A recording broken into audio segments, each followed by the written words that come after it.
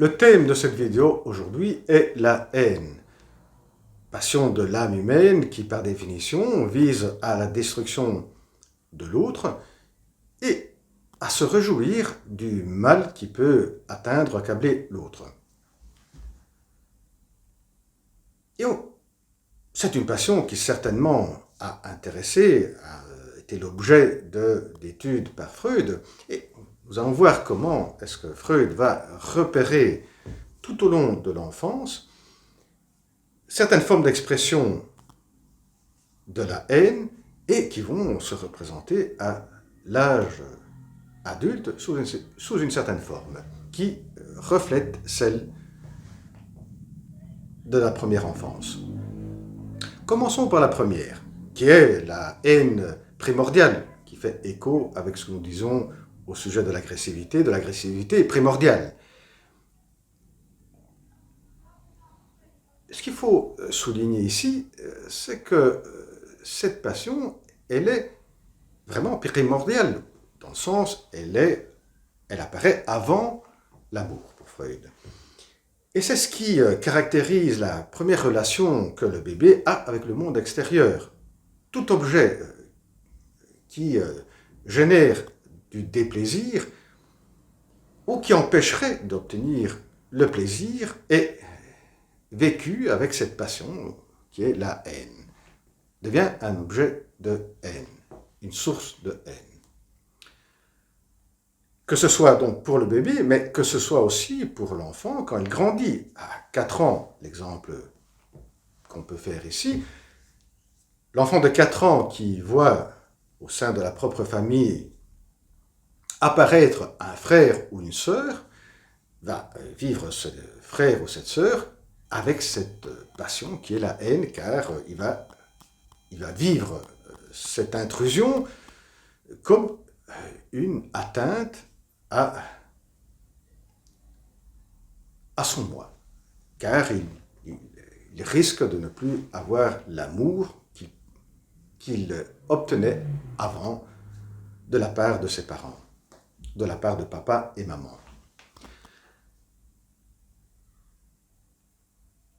Voyons maintenant la deuxième forme d'expression qui est la haine qui se trouve ensemble avec l'amour, ce qui va donner comme mot l'ambivalence.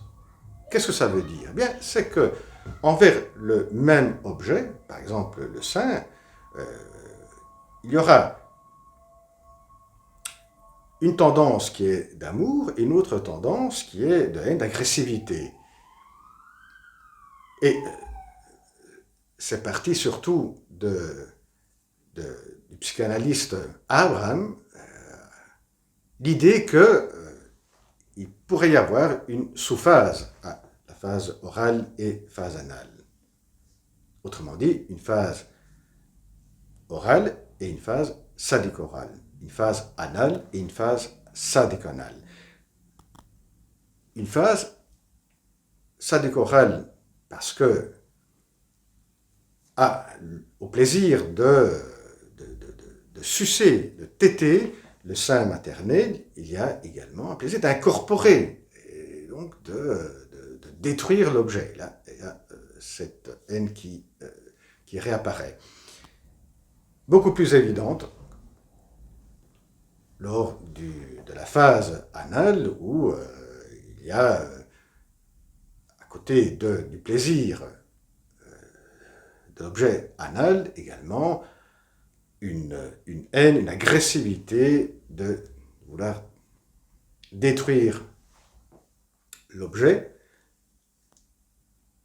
de faire du mal à un parent à travers cette expression anale, et là, il y a de la haine qui s'exprime.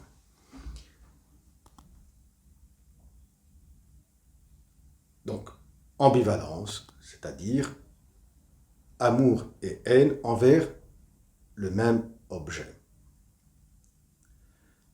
Passons maintenant à la troisième forme d'expression qui se présente pendant la phase édipienne. Là, c'est le père comme comme acteur principal, qui devient objet de une source de haine. Pour le petit garçon, c'est le grand rival, mais au début, la petite fille aussi peut le vivre comme source de haine.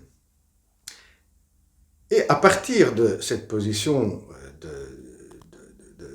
de rival et donc d'objet d'une source de haine, bien, il y aura des développements ultérieurs, que ce soit du côté de la fille ou du petit garçon, qui va porter à un refoulement de ces pensées sources de haine et vont être le moteur de ce qui va être le sens de culpabilité.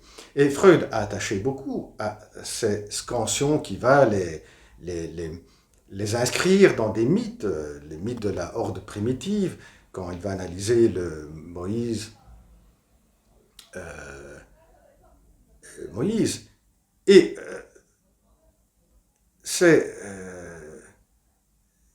cette inscription ont été très importants pour Freud parce qu'il décèle la naissance de la civilisation, de la naissance de la culture, avec l'interdiction de la loi et la naissance du sens de culpabilité. Les deux vont de pair. Donc il y a trois mouvements. Il y a un mouvement de pensée, source de haine, refoulement de ces pensées, et sens de culpabilité pour les avoir pensées, ou si elles se représentent sous des formes différentes, ces pensées de haine. Voyez maintenant ces trois formes d'expression à l'âge adulte. La première qui est la forme primordiale de haine, eh bien, elle est, on l'a bien compris, liée au moi, liée aux intérêts du moi, liée à l'image du moi. Bon, un objet, quelqu'un, un autre, une situation qui peut atteindre, qui peut nuire à notre image ou à des intérêts particulièrement importants pour le moi, peut être un objet de haine. L'exemple qu'on peut directement faire, parce qu'on avait déjà consacré une vidéo à cela, est la jalousie. Une personne qui est vécue comme quelqu'un qui peut nous prendre notre propre partenaire est vécu comme un danger pour soi-même, pour le moi, qui va perdre quelque chose, et donc devient un objet de haine. Mais il y a plusieurs situations qui peuvent être de cet ordre-là, que ce soit les intérêts, que ce soit l'image de soi, ou que ce soit la survie du moi. Et là, on le voit dans des conditions beaucoup plus ampliées, qui sont par exemple des situations de haine collective qui peuvent aboutir à des guerres. Voyez maintenant la deuxième forme d'expression qui est l'ambivalence. L'ambivalence, qu'on avait vu, qui caractérise la relation prégénitale, relation orale, relation anale. L'ambivalence, eh bien, va réapparaître au sein de la relation amoureuse avec son propre partenaire, où jusque-là tout allait bien, ce qu'on ressentait, c'était essentiellement des sentiments d'amour, que suite à une dispute, suite à une situation difficile, une période difficile, vient prendre place la haine. Eh bien oui, parce que la haine est liée de manière structurelle à l'amour, ce qui était la caractéristique de la relation prégénitale. Et à tout moment, il peut y avoir un renversement de l'amour en haine, et subitement aussi de la haine ensuite à l'amour. Et pour terminer, troisième forme d'expression, qui est celle des trois temps, des pensées qui sont source de haine envers quelqu'un qui nous est proche, qu'on est censé aimer, refoulement de ses pensées et sans culpabilité. Bien là, il y a certainement d'une manière conventionnelle, on est porté à ne pas avoir des sentiments de haine envers quelqu'un qui nous est proche. Et donc là, il y a, si le sentiment apparaît, les pensées sont vite, certainement, évitées. Mais si on dépasse une certaine intensité de ces pensées et on arrive à ce processus de défense qui est le refoulement, voilà qu'on peut se retrouver face à des vicissitudes de ce refoulement qui va caractériser des problématiques hystériques par exemple ou obsessionnelles. Il suffit de se rappeler d'un cas hystérique, un des premiers cas de Freud, le cas Elisabeth, qui était amoureuse du mari de sa sœur, et lorsque sa sœur meurt, elle ne ressent pas de la douleur, elle ressent de la joie. Et cela la met très à mal. Et il y aura un refoulement qui va s'opérer, un refoulement surtout de ses pensées qui étaient des pensées agressives, de haine envers sa sœur. Et, étant donné l'hystérie, ces pensées, l'énergie de ces pensées va se transformer en innervation somatique, un symptôme somatique. Cette patiente, Elisabeth, avait mal à la jambe.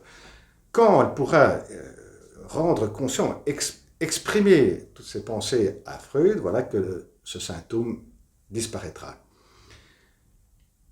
Dans le cas de l'obsessionnel, un obsessionnel qui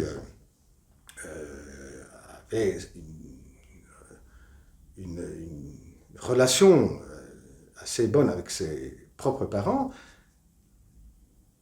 a le père qui décède, et là, il ressent une émotion très forte, incompréhensible, à laquelle va faire suite un sens de culpabilité très profond, très important, tel point que ce sera lui l'objet de haine. Il prendra lui-même, soi-même comme objet de haine. Qu'est-ce qui s'est passé? C'est qu'il avait, lors de sa relation avec son père, à l'âge adulte, il avait nourri certaines pensées de haine envers son père qu'il avait refoulées. Là, certainement, ça a rappelé un refoulement